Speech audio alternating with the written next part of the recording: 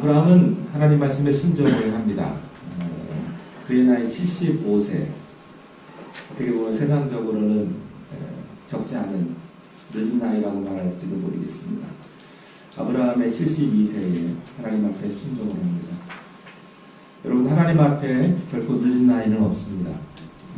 언제든지 하나님 앞에 돌아오면, 하나님 앞에 서기만 하면 하나님께서 받아주시고 인도하신다는 것이죠. 우리 본문 4절 말씀을 함께 읽으러 오늘 말씀 시작하도록 하겠습니다. 4절을 읽겠습니다.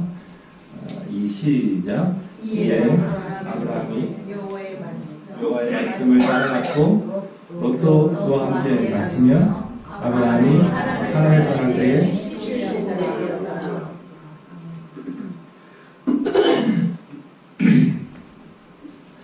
자, 거기 75세였더라 하는 말이 있는데, 여러분 그 앞에 있는 단어가 뭐죠? 75세 앞에 떠날 때, 어디를 떠날 때예요? 하란을 떠날 때에 75세였더라. 하나님의 음성은 하란에서 들었을까요? 아니면 그 전에 갈대아 우르에서 들었을까요? 갈대아 우르에서 들었습니다. 하란에서 하나님의 음성을 들은 것이 아닙니다. 그런데 여기 보면 하란을 떠날 때가 75세라고 말하고 있죠. 이것을 이해하기 위해서는 우리가 지난 시간에 살펴보았던 그 앞장을 좀 볼 필요가 있습니다. 창세기 11장 31절 32절에 이렇게 기록이 되어 있어요. 게다가 그 아들 아브라함과 하란의 아들인 그의 손자 롯과 그의 며느리 아브라함의 아내 사레를 데리고 갈대아인의 우르를 떠나 가나안 땅으로 가고자 하였더니 하란에 이르러 거기 거류하였다. 하나님의 음성은 하란에서 들은 것이 아니고 갈대아 우르에서 들었습니다. 이 음성을 듣고 아브라함이 자기 가족들, 아버지 테라와 조카 롯과 아내 사라와 그의 모든 가족들을 이끌고 그들은 고향과 친척과 아버지의 집을 떠나 믿음의 여행을 시작을 합니다. 여기 말씀에 보면 갈대아 우르를 떠나서 어디로 가고자 했냐면 분명히 이렇게 되어 있어요. 갈대아인의 우르를 떠나 가나안 땅으로 가고자 했다. 가나안이 목표입니다. 그러나 그런데 가나안으로 가는 도중에 하란에서 머무르고 마는 것이죠.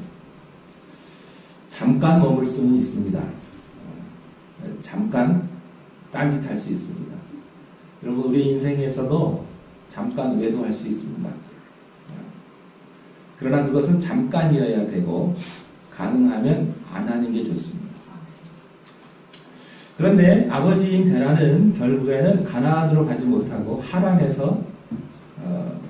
떠나지 못하고 그곳에서 죽고 말아요. 그런데 아브람은 하란에 머물면 머물수록 갈등을 느끼는 것입니다. 여기가 아닌데 내가 이렇게 살면 안 되는데 나는 가나안에 가야 하는데 그런데 아버지가 턱 버티고 있는 거예요. 이러지도 못하고 저러지도 못하고. 그는 결국 아버지가 죽은 다음에 75세에 하란을 뛰쳐나갑니다. 이제 다시 믿음의 여행을 시작하는 것입니다. 여러분은 어떠십니까? 여러분 지금 가시는 길이 잠깐 머무르는 것입니까? 아니면 가야 할 것입니까? 여러분 혹시 외도하고 계십니까? 외도라는 게 다른 게 아닙니다. 그 길을 벗어나면 외도입니다. 여러분이 가야 할 그 길에서 다른 곳으로 혹시 가는 것은 아닙니까? 혹시 너무나 안주해서 그곳에 눌러 앉아있는 것은 아닙니까? 오늘 말씀을 보면 이 메시지가 있는데 그것은 첫 번째 도중하차하지 말라는 것입니다. 출발은 잘했는데 목적지까지 가는 게 너무나 피곤하고 너무나 힘들어서 잠깐 쉴 수가 있습니다. 그러나 잠깐 쉬어야 합니다. 제가 한국에 가보니까 지방을 나가는데 고속도로가 잘 돼 있더라고요. 가다 보면 휴게소가 있습니다. 여러분 휴게소는 뭐 하라고 있는지 아십니까? 화장실 가라고, 쉬라고, 배고프면 밥 먹으라고. 그러나 그 휴게소에서 오래 머물 수는 없습니다. 잠깐 쉬었다 갈 뿐입니다. 여러분 인생은 도중하차하여 목적을 잃어버리고 살아서는 안 된다고 하는 것입니다. 사랑하는 성도 여러분, 믿음의 여행이라고 하는 것은 마치 마라톤 경주하고 같습니다. 계속 달려야 합니다. 그 경주에서 중요한 것은 샛길로 빠지거나 반칙을 하면 안 된다는 것입니다. 지름길이 있다고 해서 지름길로 몰래 새치기 하면 안 되는 거예요. 제가 뉴스에 보니까 중국에서 마라톤 대회를 하는데 어떤 사람들이 샛길로 새치기 해가지고 가더라고요. 숏컷으로.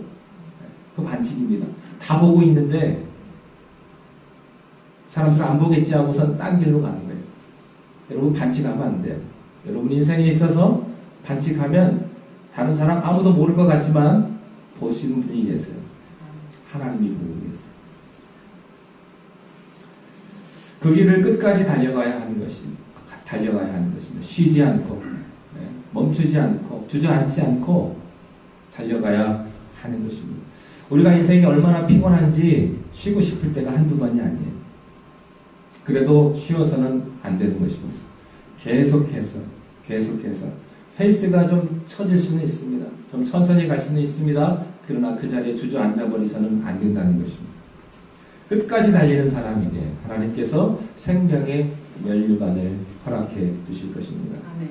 여러분이 도중하차에서 믿음 생활 1년 쉬면 여러분의 1년의 생활이 헛것이 됩니다. 여러분이 10년을 머물면 10년이 늦어지게 될 것입니다. 두 번째 메시지는 믿음이란 다시 시작하는 것이다. 잠깐 딴 곳에 머물 수 있습니다. 그러나 아브라함은 믿음을 가지고 용기를 가지고 다시 75세에 시작을 합니다. 저는 여러분도 다시 시작할 수 있게 되기를 바랍니다. 혹시 그동안 신앙에 방황을 했던 분들, 멀리 갔던 분들, 그 자체가 잘못된 것은 아닙니다. 다시 시작하면 됩니다. 여러분 아브라함은 다시 시작했습니다. 혹시 여러분들 가운데 어렸을 때 은혜를 받고 하나님 앞에 내가 헌신해야지, 또 목사가 돼야지, 교회에 헌신해야지라고 그렇게 마음 먹은 분들이 혹시 계실지 모르겠습니다. 그런데 직장 가지고 결혼해가지고 살다 보니까 그것을 까마득하게 다 잊어버린 거예요. 그런 분들 다시 시작하십시오. 다시 헌신하십시오. 다시 하나님 앞에 나아갈 수 있게 되기를 바랍니다. 여러분, 우리가 하나님을 위해 살아야 행복합니다. 그것밖에 남는 게 없고 그것만 천국까지 가는 것입니다. 예전에 기도 생활도 잘하고 새벽 기도도 나왔는데 기도 생활 다 잊어버린 분들 다시 기도하시기 바랍니다. 옛날에는 신앙생활도 잘했는데 다 잊어버리고 신앙생활 까먹으신 분들 다시 시작하십시오. 아브라함은 75세 때에 믿음의 여행을 다시 시작했어요. 자, 5절 말씀을 함께 읽겠습니다. 5절 시작. 아브라함이 그 아내 사레와 조카 롯과 하란에서 모은 모든 소유와 어린 사람들을 이끌고 가나안 땅으로 가려고 나서서 마침내 가나안 땅에 들어갔다. 거기에서 마침내라는 단어가 있습니다. 마침내 어디에 들어갔습니까? 가나안 땅에 들어갔더라. 마침내 방황했지만 마침내 그들은 가나안 땅에 들어갔다. 그게 중요합니다. 쉬는 것이 중요하지 않습니다. 쉴 수 있습니다. 딴 길로 갈 수 있습니다. 그러나 다시 그 길로 돌아와서 가나안 땅으로 들어갔다. 그게 중요한 거예요. 신앙이란 고독한 선택이요 박수 쳐주지 않습니다. 여러분들이 믿음의 길을 가려고 하면 어쩌면 사람들이 비난의 돌을 던질지도 모릅니다. 그리고 이런 생각을 합니다. 내가 그때 잘못 생각한 건 아닌가? 내가 그때 헛일한 거 아닌가? 내가 하나님의 음성을 잘못 들은 것은 아닌가? 10년, 20년 지날 때에 하나님의 주신 은혜나 말씀이 희미해지는 것도 사실입니다. 그렇지만 마침내 그 많은 유혹과 그 수많은 시험과 역경을 건너서 가나안 땅으로 들어갔더라. 약속이라고 하는 것은 현실에서 보상되지 않습니다. 언제 보상됩니까? 미래에 보상이 됩니다. 믿음의 세계에는 언제나 나의 기득권 세력들이 나의 발목을 붙잡으려고 하고 있다는 사실을 여러분들이 꼭 기억할 수 있기를 바랍니다. 그게 6절이에요. 6절. 마침내 가나안 땅에 들어가 보니 무슨 일이 생겼을까? 우리 6절 말씀을 함께 읽겠습니다. 시작. 아브라함이 그 땅을 지나 세겜 땅 모레 성시령이 이르니 그때 가나안 사람이 그 땅에 거주하였더라. 예, 하나님이 약속하시는 것은 젖과 꿀이 흐르는 축복의 땅이 아니었다는 것입니다. 여기에서 우리는 실망을 하고 우리는 여기서 좌절을 합니다. 믿음대로 했는데 되는 게 없어요. 그게 26절 얘기입니다. 교회 열심히 나갔는데 되는 게 없어요. 기도하라고 해서 기도했는데 응답도 없고. 가보니까 누가 있었습니까? 그 땅에서 오래 전부터 살았던 사람들이 거기 죽치고 앉아있는 거예요. 가나안 사람들이 거기 자리 잡고 있어가지고 그 땅을 내어주지 않는다는 것입니다. 그들은 좀처럼 자기의 땅을 포기하거나 물러서려 하지 않았다는 것이죠. 말씀대로 했는데 주어진 게 하나도 없어요. 기다리는 것은 뭐밖에 없습니까? 싸움과 전투뿐이에요.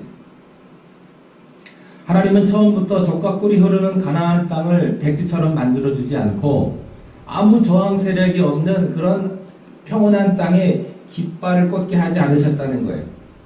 여러분, 이것이 믿음의 현실입니다. 여러분이 예수 믿고 믿음을 가진다면 죄송한 얘기지만 예수 믿기 전보다 더 힘들 수 있어요. 고통스러울 때가 더 많아요. 솔직히 말합니다. 힘들 때가 굉장히 더 많습니다. 차라리 예수를 내가 안 믿었다면 쉬웠을걸. 예수를 믿었기 때문에 내가 눈을 감고 싶을 때 감을 수도 없고 귀를 닫고 싶은데 닫을 수도 없고 이러지도 못하고 저러지도 못하는 경우가 굉장히 많습니다. 하나님이 정직하게 살라고 했는데 마음이 가난하게 살라고 했는데 그때는 안 된단 말이죠. 차라리 하나님을 몰랐으면 내가 교회를 안 다녔으면 마음의 가책이라도 안 받죠. 아브라함과 그의 가족들은 가나안 땅에 있는 모든 사람들을 내어 쫓아야만 했던 피눈물 나는 싸움과 또 기득권 세력과 싸워야 하는 그런 처절한 투쟁을 통해서만 하나님의 나라가 완성된다는 사실을 그들이 깨닫게 됐다는 것입니다. 여러분, 이것을 가리켜서 영적 전쟁이라고 말을 합니다. 믿음의 삶을 시작하면 어떤 일이 생기는가? 여러분들이 교회 나오면 무슨 일이 생기는가? 만사형통이 아니라는 거예요. 여러분, 가나안 땅에만 전쟁이 일어나는 것이 아니라 제 마음과 여러분의 마음에 영적인 전쟁이 일어난다는 것입니다. 그게 시작되는 거예요. 여러분이 믿음으로 살려고 합니다. 이렇게 정직하게 살려고 합니다. 여러분이 정말로 하나님의 뜻대로 살려고 하는 그런 마음이 있어요. 여러분, 교회 나오는 사람, 누가 죄 짓고 싶은 사람 누가 있겠어요? 또 잘 믿어보고 싶고 응답 받아보고 싶고 정직하게 살아보고 싶어서 교회 나온단 말이죠. 그런 마음들이 다 있는데, 그러나 우리의 발목을 붙잡고 있는 게 있다는 것입니다. 그게 여러분의 옛사람이에요. 그게 본능이라는 것입니다. 세상을 향한 마음, 권력을 향한 마음, 물질을 향한 마음, 인간적으로 살고 싶은 이런 옛사람들이 우리들에게 있다는 사실입니다. 그래서 내가 새사람 되는 것을 막고 있다는 거예요. 여러분, 사람들은 겉으로 보기엔 다 고상해 보이고 점잖아 보이고 얌전해 보이지만 사실 알고 보면요, 인간은 참 속물이에요. 속물. 네. 배고픈 철학자가 되기보다는 배부른 돼지가 되고 싶어 합니다. 인간의 본성이기 때문에 그렇습니다. 이거 어떻게 할 거예요? 여러분, 이것은 마치 가나안 사람들이 죽치고 앉아있는 것하고 똑같아요. 쉽지가 않습니다. 여러분, 제일 무서운 싸움은 뭐예요? 자기 자신과의 싸움. 자기 자신과. 여러분, 인간의 육신은 하나님의 말씀에 순수히 순종하도록 만들어지지 않았습니다. 끊임없이 하나님 앞에 반항하고, 끊임없이 하나님 앞에 불순종하고, 끊임없이 하나님 앞에 교만한 그 영이 이미 내 안에 지배하고 있다는 거예요. 그래서 자꾸 현실에만 안주하고 싶고, 자꾸 물질에만 집중하고 싶은 그런 마음들이 있다는 것입니다. 그러나 여러분, 진짜 현실이 뭐예요? 여러분, 세상에서 모든 것은 다 불확실한데 확실한 게 하나 있어요. 그게 뭔지 아세요? 여러분, 죽는 거예요.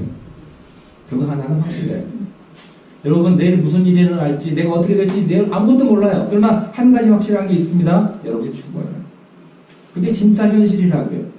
그런데 사람들은 그 죽음이라는 것을 생각하기 어렵고 생각하기 싫으니까, 또 언제 올지 모르니까 관심을 두고 싶지 않는 거예요. 왜 그딴 소리 하냐 이거예요. 지금 기분 좋은데 왜 그때를 생각하냐 이것이죠.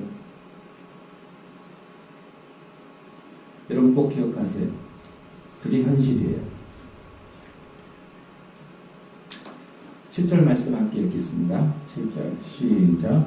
여호와께서 아브라함에게 나타나 이르시되 내가 이 땅을 내 자손에게 주리라 하십니다. 자기에게 나타나신 후에 그가 그곳에서 네, 힘들고 어려운 이때에, 바로 이때 하나님께서 나타나십니다. 하나님은 일찍 오시는 법도 없고 늦게 오시는 법도 없습니다. 하나님은 자주 나타나시지도 않고 동시에 너무 자주 나타나시지도 않습니다. 하나님은 꼭 필요한 때에 오십니다. 지금이 그때입니다. 갈대아 우르에서 음성을 들려줬을 때, 그리고 지금 갈대아 우르에 들어왔을 때 하나님께서 다시 나타나셔서 아브라함에게 말씀을 하시는 거예요. 하나님이 오셔서 하시는 말씀은 뭐예요? 약속의 확인이에요. 하나님 다른 말씀 하시지 않고 약속을 확인하시는 그런 말씀을 하시는 거예요. 내가 이 땅을 너에게 주겠다. 그거예요. 내가 너에게 이 땅을 주고 싶은데 가나안 사람 있지? 겁나지? 두렵지? 그러나 걱정하지 말라. 내가 너에게 주겠다. 너는 현실을 바라보지 말고 고난을 바라보지 말고 나를 바라봐라.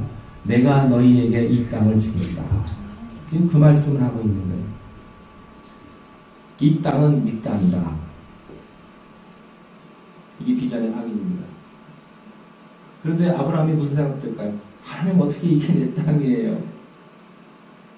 하나님 말씀을 온전히 못 믿는 거예요. 하나님께서 7절에 이렇게 오셔서 여호와께서 아브라함에게 나타나 이르시되 내가 이 땅을 내 자손에게 주리라 말씀하십니다. 기가 막힌 거예요. 아브라함 입장에서는. 한번 생각을 해보세요. 좀 좋은 땅 좀 주시면 안 돼요? 사람도 좀 없고 땅이 얼마나 많은데 하필이면 또 그 땅이에요. 사람도 없고 땅이 그렇게 비옥하지 않아도 내가 열심히 할 테니까 사람 없는 땅에 좀 데려다 줬으면 좀 쉬울 텐데 하나님은 그 가나안 족속들이 잔뜩 죽치고 앉아있는 그곳에 나를 보내셔서 이게 네 땅이다라고 말씀하시니 아브라함이 얼마나 답답하고 미치겠습니다. 좀 편안한 땅을 주면 좀 쉬울 텐데 근데 하나님께서는 내가 그 땅을 차지하려면 가나안 족속들을 다 몰아내야 된다고 이렇게 말씀하시는 거예요. 여러분 그게 하나님의 나라예요. 하나님의 나라. 자, 이 말씀을 듣는 순간에 아브라함이 굉장히 갈등을 했을 거예요. 이게 무슨 소린가? 하나님이 지금 뭐라고 말씀하시는가? 음성이 분명하긴 한데 세상을 바라보니까 이건 아니고 그럼에도 불구하고 아브라함이 어떤 한 반응을 합니다. 그것이 뭐예요? 자기에게 나타나신 여호와께 그가 그곳에서 뭘 했습니까? 제단을 쌓았다. 제단을 쌓았다. 자, 여기서 우리는 또 하나 중요한 명제 하나를 발견합니다. 믿음은 제단을 쌓는 것이다. 현실을 바라보지 않고 하나님 앞에 제단을 쌓는 것이다. 제단을 쌓지 않는 사람은 믿음이 없는 사람입니다. 예배를 드리지 않는 사람은 믿음이 없는 사람이다. 여러분 하나님을 발견하는 그 순간 그것이 예배예요. 제단을 쌓았다는 말은 무엇입니까? 예배를 드렸다 그런 말이죠. 믿음은 예배를 드린다. 믿음은 제단을 쌓는다. 여러분 예배와 제단은요 무엇을 의미하냐면 하나님의 임재를 의미하는 것입니다. 하나님이 오셨기 때문에 바로 그곳에서 제단을 쌓고 예배를 드렸다. 다시 말하면 참된 예배는 하나님의 임재다. 하나님이 오시는 것이다. 하나님과 함께 하시는 것이다. 여러분 어떤 교회는요 사람은 많이 모이는데 하나님이 없는 교회 많아요. 그냥 사람들끼리 모여가지고 북치고 장구치고 자기들끼리 좋은 거예요. 여러분 그것은 교회가 아니에요. 여러분 교회의 주인은 하나님이셔요. 아멘. 교회의 주인은 우리가 아니에요. 하나님이 영광을 받으셔야 돼요. 하나님의 말씀이 선포돼야 되고요. 하나님의 축복이 임해야 되고요. 하나님의 기적이 나타나는 것이 교회라고요. 아멘. 여러분 교회에서 개하지 마세요. 교회는 개하는 데가 아니에요. 하나님 앞에 예배하는 것이요. 하나님을 믿는 백성들이 함께 나와서 함께 은혜를 나누는 데가 교회라고요. 그게 예배예요. 사람들은 교회 나오면서도 하나님 생각 잘 안 해요. 예배 드리면서도 하나님 생각 안 해요. 누구 생각만 합니까? 자기 생각만 해요. 자기 생각. 무엇을 먹을까? 무엇을 마실까? 무엇을 입을까? 항상 그 생각이에요. 그래서 자기 이름이 높아져야 되고 자기 어떤 격려나 자기 어떤 칭찬이 좋은 거예요. 늘 자기 생각뿐이에요. 설교를 들을 때도 자기 생각이에요. 여러분 교회는요 하나님이 먼저라는 사실을 기억하십시오. 여호와의 이름이 먼저입니다. 사람들은 자기 이름이 더 중요하기 때문에 하나님의 이름은 별로 중요하지 않습니다. 그러나 하나님은 하나님의 이름이 얼마나 중요한지 십계명에도 보면 이런 말씀이 있죠. 이름에 대한 이야기. 여호와의 이름을 망령되이 욕하지 말라. 주기도문에도 이름이라는 말이 나옵니다. 하늘에 계신 우리 아버지여, 맨 처음에 이름이 거룩히 여김을 받으시오니. 이름이 얼마나 중요한지, 하나님의 이름이 얼마나 중요한지, 하나님의 영광이 얼마나 중요한지. 여러분 자기가 중요한 사람은요 하나님이 별로 안 중요한 사람, 자기 이름이 더 중요한 사람은 하나님은 별로 중요하지 않는 사람. 10계명은 모두 10가지가 있는데 4계명은 누구에게 대한 계명이냐면 하나님에게, 나머지 6개는 사람에게. 주기도문도 마찬가지입니다. 모두 7가지의 기도 제목이 있는데 처음 3가지 기도 제목은 누구를 향해서? 하나님을 향해서. 그 3가지가 뭐예요? 하나님의 이름, 하나님의 나라, 하나님의 뜻. 이 3가지. 사람을 향해서는 기도 제목 4가지가 뭐예요? 첫째, 우리 육신을 위해서 필요한 게 뭡니까? 양식 구해라 이거예요. 두 번째는 뭘까요? 우리의 육신만큼 중요한 것이 우리의 영혼인데, 우리의 영혼을 위해서 꼭 필요한 게 뭐냐면 용서라는 거예요. 우리는 용서를 받아야 하고 용서를 해야 되는 사람이에요. 세 번째는 뭘까요? 시험에 들지 않도록. 그리고 네 번째는 시험에 빠졌다면 그 시험에서 우리를 건져주십시오. 그렇게 되어 있다는 것입니다. 저는 여러분들이 여호와의 이름을 부르며 여호와 앞에 예배를 드리며 하나님의 이름이 더 중요한 그런 하나님의 백성들이 다 될 수 있게 되기를 바랍니다. 하나님은 먼저 하나님 앞에 제단을 쌓았다 하는 거예요. 우리 마지막으로 8절 9절 말씀을 함께 읽겠습니다. 시작. 거기서 그들 동족산으로 옮겨 정말을 시키 서쪽으로 내려 동쪽으로 나아가라. 그가 그곳에서 여호와의 제단을 쌓고 여호와의 이름을 부르더니 점점 나아가 돌아가라. 네, 믿음은 제단을 쌓는 것이고 믿음은 예배를 드리는 것입니다. 예배의 삶을 사는 거예요. 자, 그런데 이제 8절과 9절 말씀에 보면 재미있는 게 있어요. 제단을 쌓았고 뭐 했냐면 뭐 했어요? 여호와의 이름을 부르더라. 이게 중요합니다. 예배는 뭐예요? 여호와의 이름을 부르는 거예요.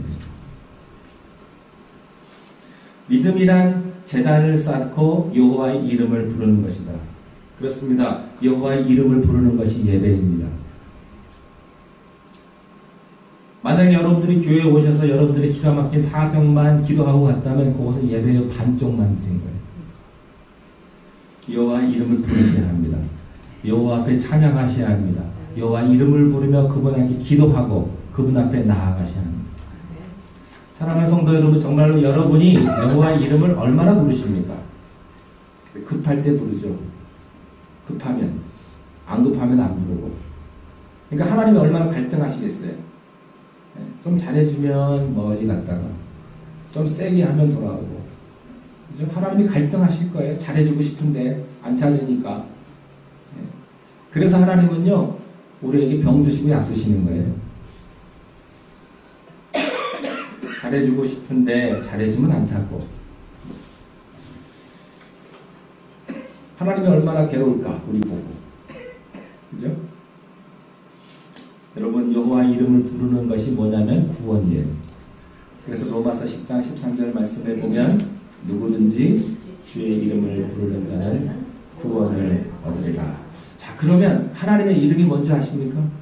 하나님의 이름 예수 그리스도이십니다. 하나님의 이름은 예수 그리스도세요. 그래서 주의 이름을 부르는 자는 구원을 얻으리라. 여러분, 예배라고 하는 것은 예수 그리스도를 찾아가는 것이요, 예수 그리스도를 부르는 것입니다. 저는 여러분의 입술에서 예수님을 부르고 예수님을 찾으며 예수님 앞에 예배를 드리는 그런 성도님들이 다 될 수 있기를 주님의 이름으로 축원합니다. 아멘. 기도하겠습니다. 하나님 아버지, 우리가 가는 곳마다 제단을 쌓고 하나님 앞에 예배를 드리며 여호와의 이름을 부르는 하나님의 귀한 백성들이 다 되게 도와 주시옵소서. 예수님 이름으로 기도하옵나이다. 아멘.